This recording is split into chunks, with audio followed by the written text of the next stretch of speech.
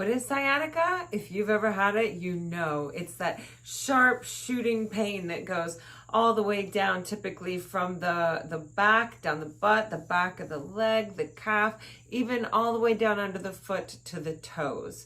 So if you've ever struggled with sciatica, stick around and we're going to show you some simple ways that you can alleviate that pain from home once you know what's causing it. Before we get moving, make sure to subscribe and hit that notification bell so that you're notified every week when we release fresh new content. I don't want you to miss a beat. So I'm Dr. Brandy Rose Lipscomb. I'm a naturopathic doctor. I run some pain relief programs, and I've helped hundreds of clients resolve that pesky sciatic pain without having to have surgery or need extensive physical therapy. And I hope the information that I'm going to share with you today can help you too.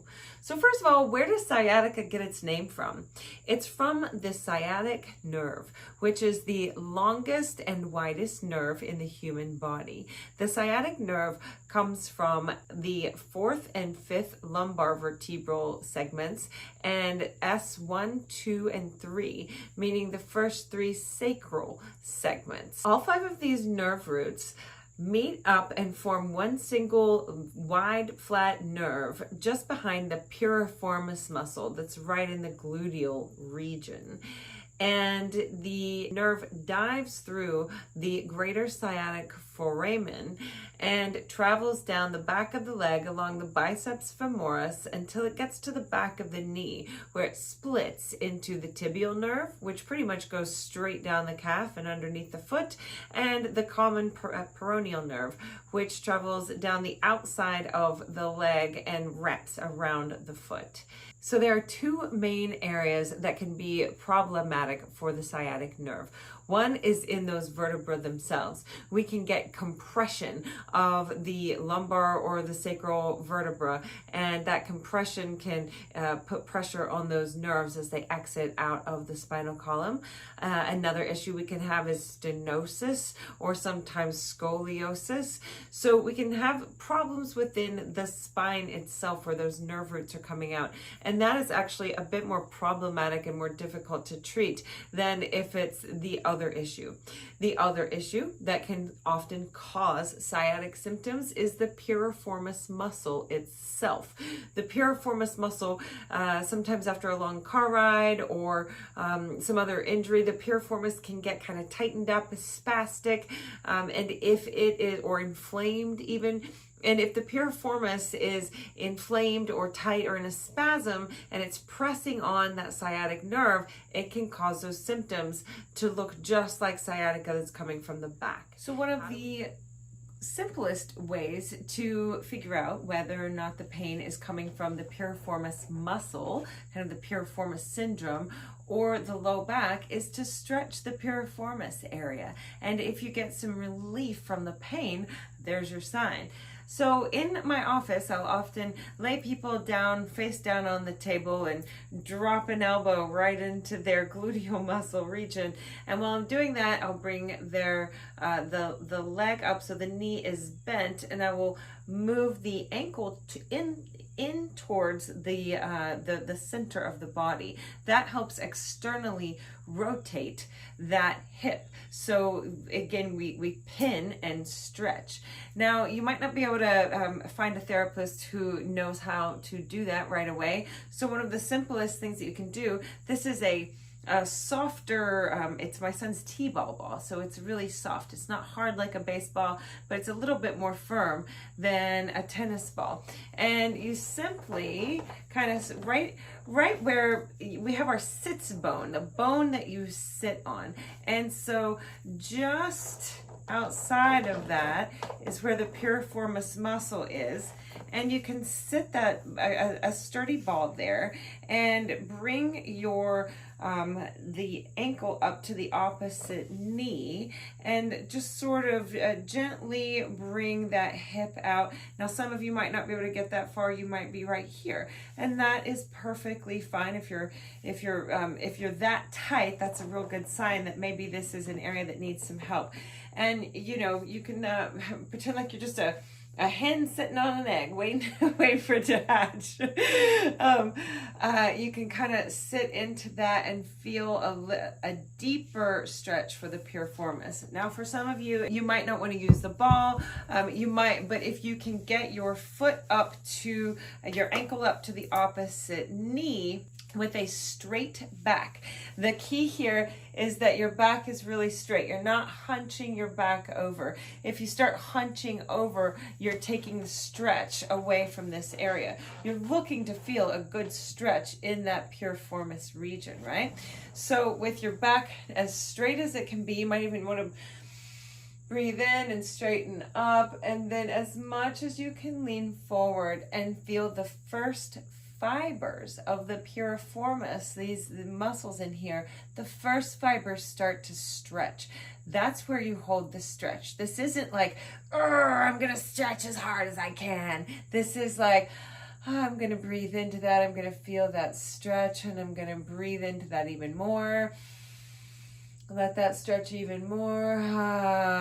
Release it with some noise. The more we use a little noise, the better, the more calming it is to our nervous system, right? Spend 2 full minutes working into this stretch, breathing into this stretch, making noise through this stretch. It takes 2 full minutes to physiologically lengthen a muscle fiber in a stretch. And that's only achieved if you're stretching instead of tearing. Tearing is painful. Stretching should not be. So once you've done that for 2 full minutes, you'll wiggle it out. And if that provides some relief throughout the day, that's a real good sign that this is the area that we need to target. So we've already walked through how you can stretch the piriformis when you're sitting in a chair.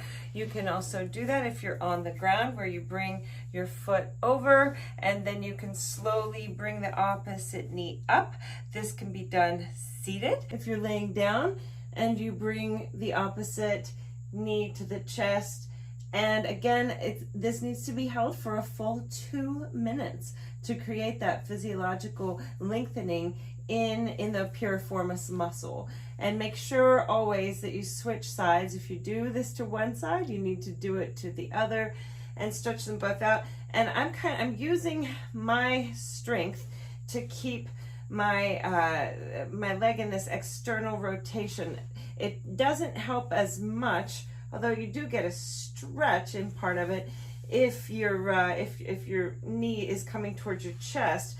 But your goal is really to push this knee away from your chest and bring the other knee towards you so that you have like a figure 4 shape happening.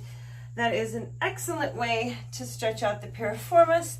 The other thing that we have our clients do, of course, we look at anatomy in our program, and I show them where the piriformis comes. It originates right from the sacrum, and it inserts out here on the greater trochanter of the femur. And the other thing I sometimes will have my clients do, instead of sitting on a tennis ball, is to actually have the current coming through and sit on the edge of that wand to get that into the piriformis area, and then apply that stretch.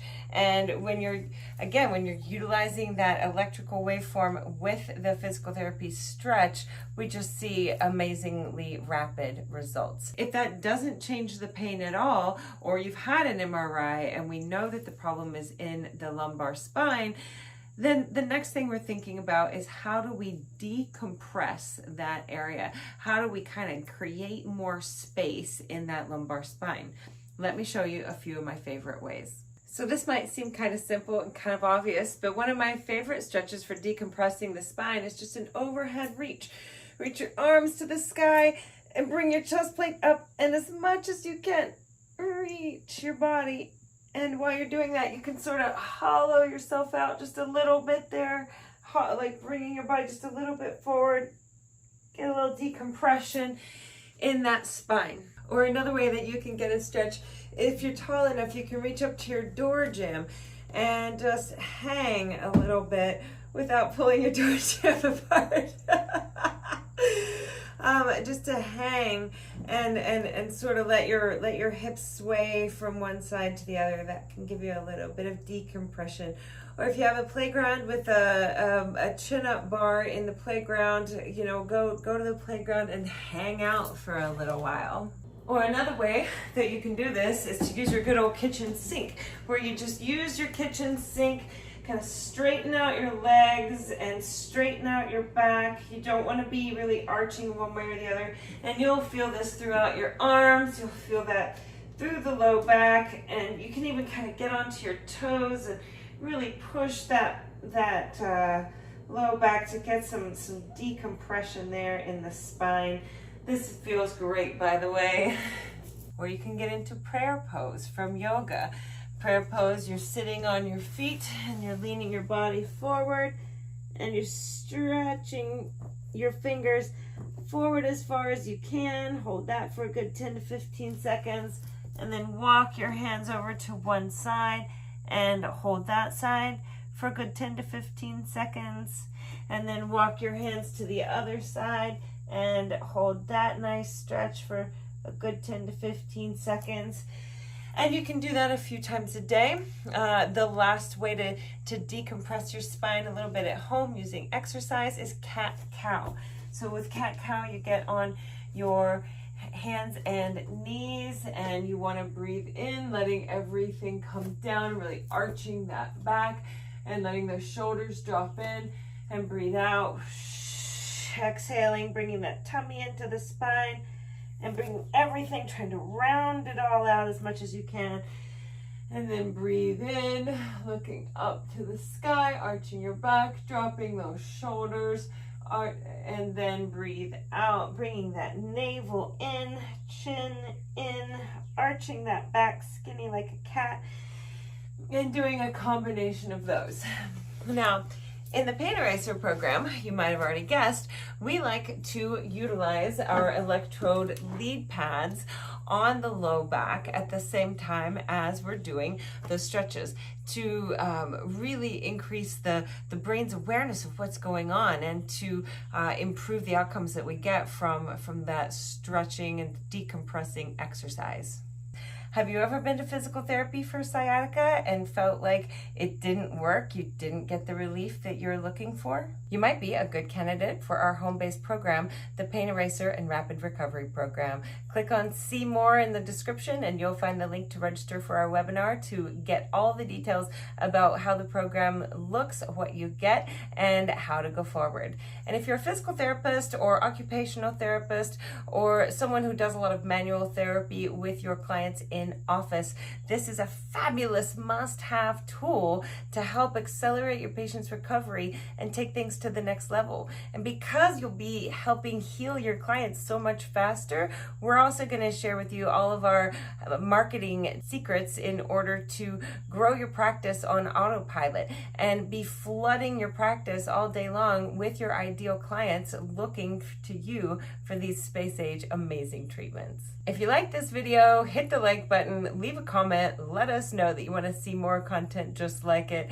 And if you're interested in seeing kind of my full list of the modalities that I think are the best ones for helping achieve longer lasting pain relief, make sure you check out this video next. And if you're interested in doing a little bit of a deeper dive into the science behind dynamic neuromodulation and why and how it outperforms TENS and gives us these results that I keep talking about, click on this video next.